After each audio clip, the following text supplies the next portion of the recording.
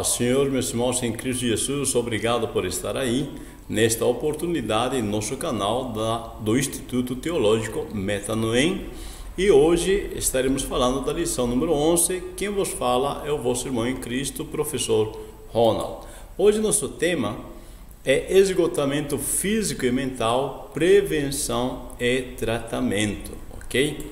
Nosso texto áureo está em 1 Timóteo 4,16, onde nos diz: tem cuidado de ti mesmo e da doutrina, persevera nestas coisas, porque fazendo isto te salvarás tanto a ti mesmo como aos que te ouvem. Então, aqui Paulo está recomendando a Timóteo para ter cuidado, tanto na parte física quanto na parte espiritual. Devemos lembrar que o nosso corpo é o templo do Espírito Santo de Deus. A nossa verdade aplicada diz: nosso envolvimento na obra de Deus deve ser com equilíbrio, pois somos limitados e dependentes do Espírito Santo. Então isso aqui é muito importante. Devemos entender que não podemos espiritualizar tudo, temos que entender que estamos nesse corpo e esse corpo é limitado. Os objetivos da nossa lição são três: explicar o conceito da síndrome de burnout, depois revelar como os professores adoecem e ensinar como os pastores são atingidos pela síndrome de burnout. Texto de referência tem Isaías 40, 28 ao 31, por favor, leia em casa. Eu vou para a introdução. Diz assim: a síndrome de burnout é tratada por uns como enfermidade e por outros não. Vamos conhecer melhor então este mal. Então há uma certa dificuldade de se entender se é ou não é enfermidade. Primeiro vamos ver o conceito sobre a síndrome de burnout, depois apresentando a enfermidade, o perigo da síndrome dos médicos e a síndrome e outros profissionais. Primeiro vamos conceituar o conceito da síndrome de burnout. Em 1974, o psicólogo alemão Herbert Freudenberg desenvolveu o conceito da síndrome de burnout, ou síndrome do esgotamento profissional. Esta palavrinha vem do inglês, onde traduzido seria literalmente esgotamento, mas ele carrega o significado de extinguir a chama por completo ou acabar o combustível totalmente, combustível esgotado. Esse é um burnout, tá? Quando acabou toda a energia, todo o combustível que alimentava, um determinado móvel, então burnout seria um esgotamento pleno, ok? Quando nós pensamos se é ou não é enfermidade, na classificação da estatística internacional, ela aparece como uma enfermidade com o código Z73. Então, é reconhecido como um distúrbio psiquiátrico ocupacional. A síndrome se manifesta especialmente em pessoas cuja profissão exige envolvimento interpessoal direto e intenso. Então, vamos ver que esse transtorno, ela se manifesta em grupos profissionais que têm mais envolvimento interpessoal direto e intenso, com a sua profissão, isto é, dentro da profissão que eles estão tendo. Aqui vamos apresentar então como a enfermidade será apresentada como enfermidade da parte emocional. Quando eu falo parte emocional, estou falando alma e espírito, Estou trazendo um esclarecimento a mais para você. A alma, diz a palavra de Deus, que ela adora e também se angustia, O salmista disse: a minha alma, aliás, o salmista não, nem Lucas 1,46, está escrito: a minha alma engrandece ao Senhor. Veja, está adorando ao Senhor com a alma. E também os Salmos, agora sim, Salmo 6, versículo 3, ele disse: a minha alma está perturbada. Então a alma ela é atingida por emoções, assim como o espírito. Veja, o espírito também adora e o espírito também se angustia. Vimos que a alma também adora. Em 1 Coríntios 14:15 diz: orarei com o espírito. Então, eu vou adorar a Deus com o espírito. Mas também no Salmo 142:3 nos mostra que o espírito estava angustiado. Tá? Então, por favor, não há como separar, tá, a questão detalhadamente, tá? Não, a função da alma é essa, a função do espírito é essa, né? O espírito adora, a alma é parte emocional. Não tem como separar as funções. Sabemos que existe alma e espírito, tá? Isso é fato, mas não dá para separar as funções, porque é um sistema, tá? O ser humano é um sistema. Quando a alma está bem, o espírito está bem e o corpo está bem. Se um deles está mal, todos são também afetados, ok? Bom, vamos para frente. Sintomas do síndrome de burnout. Falta de entusiasmo. O que queremos dizer com falta de entusiasmo? A pessoa se sente mal ao ter que ir ao trabalho. Então, ela não tem entusiasmo, não tem alegria de ir ao trabalho. Ao contrário, chega, ou antes mesmo de chegar, ele já sente dor de estômago contínua, tá? E acha bom estar fora do trabalho. Você chega em casa, as dores acabam, o incômodo acaba, tá? Também a síndrome de burnout, ela traz a insônia, descontrole no apetite, tá? Ou vai comer demasiadamente ou vai comer nada. Também essa pessoa pode ficar amarga, né? E por consequência de todos esses fatores listados, pode chegar a ficar deprimida, tá? Então, a síndrome de burnout, tá, às vezes é confundido com depressão, mas não é depressão, tá? Na verdade, esses fatores que se vêm somando causaram esse estado depressivo. O perigo da síndrome nos médicos, principalmente médicos que trabalham com doentes terminais, experimentam a exaustão emocional. Ou seja, eles se acabam se envolvendo, tá, emocionalmente, né? E eles têm que ter um cuidado com essas pessoas que estão em fase terminal. Isso produz uma exaustão. Isso os leva às vezes à despersonalização. O que é despersonalização? É a pessoa quando ela não se reconhece mais. Ela ama a profissão, ela gosta da profissão, mas por excesso, tá, de esgotamento, né, parece que ele não se conhece mais. Ele para um momento e diz: mas o que está acontecendo? Eu não sou assim, né? O que estou fazendo? Tá? Então, às vezes, ela toma algumas atitudes que ela mesma se estranha. Ou seja, ela é uma boa pessoa profissionalmente, mas acaba às vezes maltratando a pessoa, tá? E tratando até como um objeto, tá? Então, essa pessoa já está com síndrome de burnout. Esse profissional precisa ser tratado.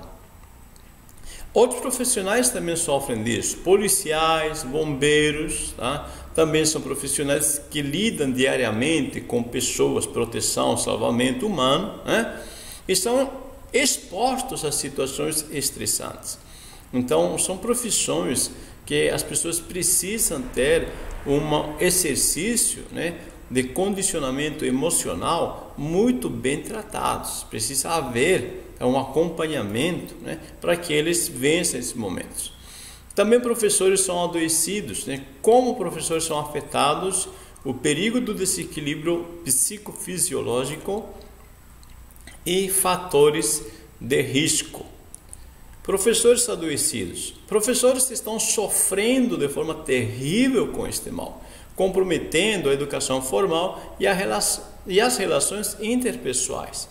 Então, como o professor tem que estar, né, atendendo a todos os alunos, tá?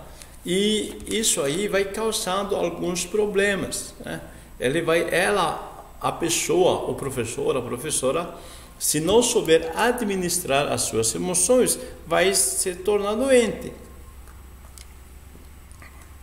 Lembramos, tá, que em outras aulas já falamos, que o estresse, tá, a questão emocional, ela depende muito de como a pessoa interpreta os fatores, as circunstâncias que estão se passando em volta dele ou dela. Tá? Então isso é de suma importância, por isso estamos falando que estes profissionais têm que saber administrar, gerenciar estas emoções.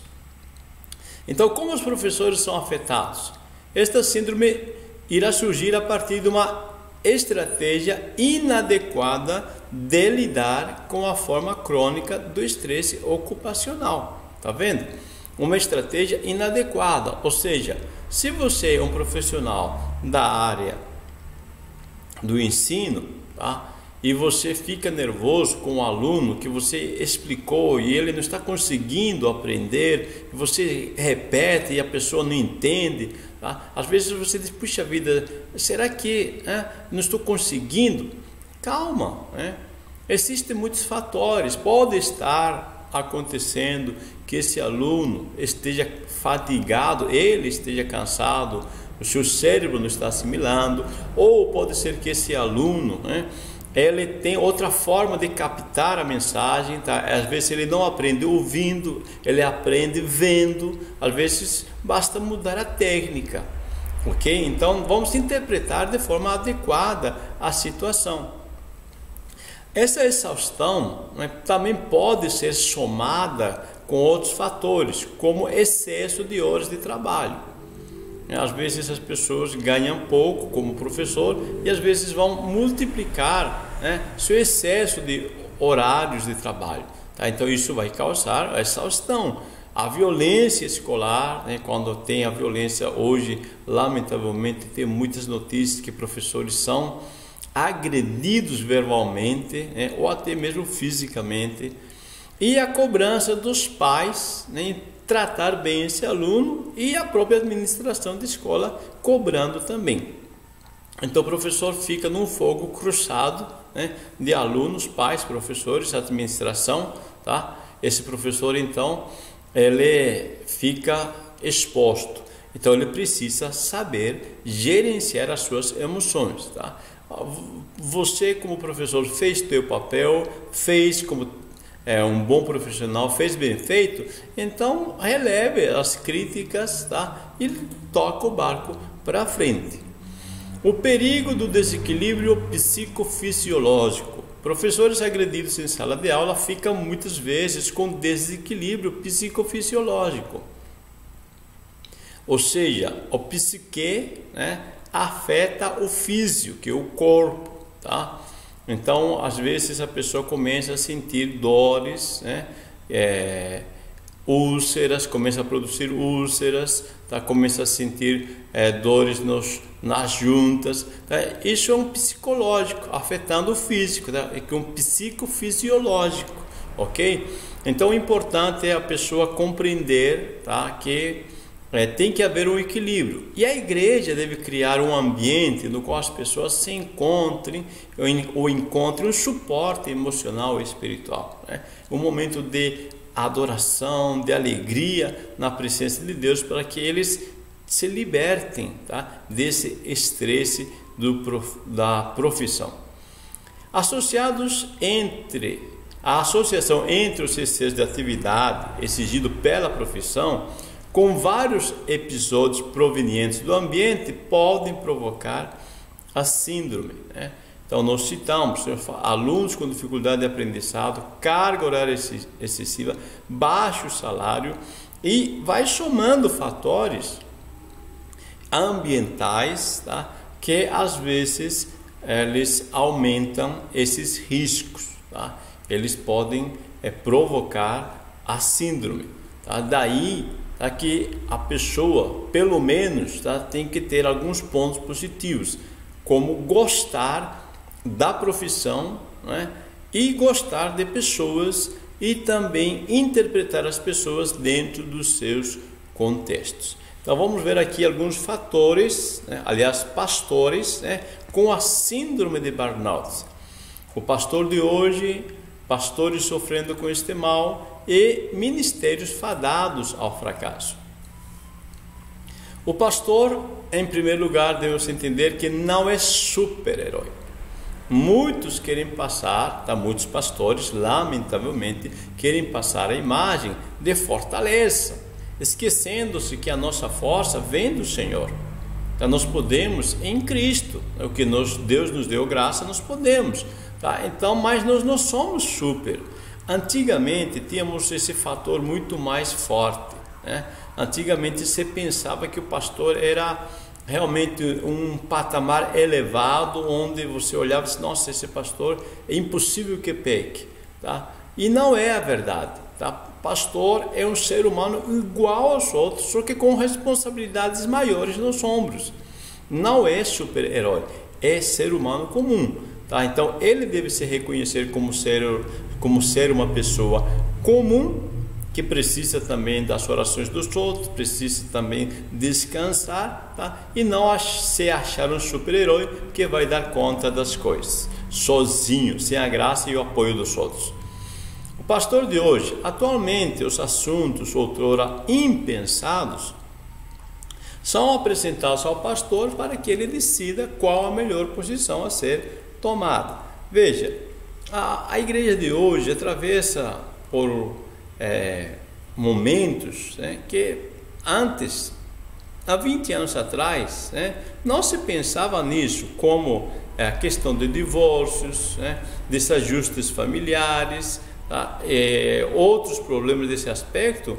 Antigamente não se pensava nisso, O crente nem pensava em divórcio, Isso não passava na mente, o pastor não tinha esse problema, problemas dentro do lar. Se havia, era muito raro. E hoje tem os problemas e alguns trazem para o pastor decidir. Agora, o pastor, às vezes, por falta de orientação, ele tem assumido a responsabilidade de decidir sobre assuntos que não lhe cabe decidir. Isso aqui é importantíssimo. Você, meu irmão, meu amigo, que é líder, pastor, como conselheiros, como pastores, conselheiros, não nos cabe dar a decisão. O aconselhamento deve apresentar opções para as pessoas, caminhos para as pessoas. Nunca um conselheiro pode decidir pelo aconselhando. Ele simplesmente deve dar, olha, se a palavra de Deus te coloca tal opção ou tais opções, Você tem opção A, B e C e você deve decidir. Às vezes a pessoa diz, não, mas eu queria que o pastor me decidisse. Não, nunca, pastor decide pelas pessoas, porque isso senão vai criar uma dependência e porventura dar errado esse conselho, aí a pessoa vai jogar a culpa para o pastor. Então, para se aliviar desse peso, nunca pastor dá a decisão. Ele aconselha, mostra as opções, mostra os caminhos, a pessoa decide. Então, pastores vêm sofrendo com este mal. Muitos pastores estão sofrendo com esta síndrome do esgotamento, devido ao estresse ocasionado pela função pastoral. A Bíblia nos orienta a mantermos a nossa confiança e segurança em Deus, pois Ele tem cuidado de nós.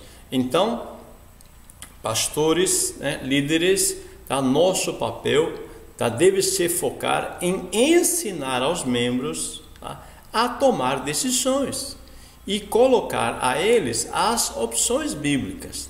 Nós devemos ensinar aos membros que existem problemas na vida e como solucionar os problemas. Vamos ensinar a eles a resolver problemas. E fazendo assim, cada pessoa vai aprender a resolver seus problemas. Então, a função pastoral fica mais leve.